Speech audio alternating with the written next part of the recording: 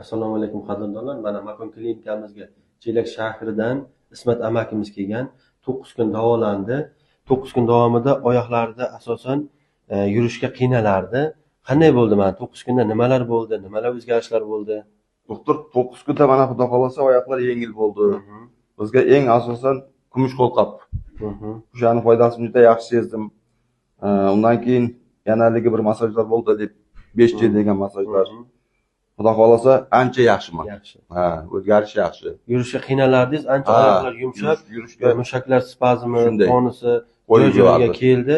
Bemalol endi yuryapsiz Xuddi hozir. shunday. Makon klinikasida men mana shu 10 kun davomida juda yaxshi shifo oldim. Mana ayolim ham juda yaxshi shifo oldi. Ancha yengil, xudo xolasa tomirlar tortishardi, ular qoldi. Biz Makon klinikasidagi mana shu shifokorlardan asosan Musaxon Eshonboy sizdan Rahmat.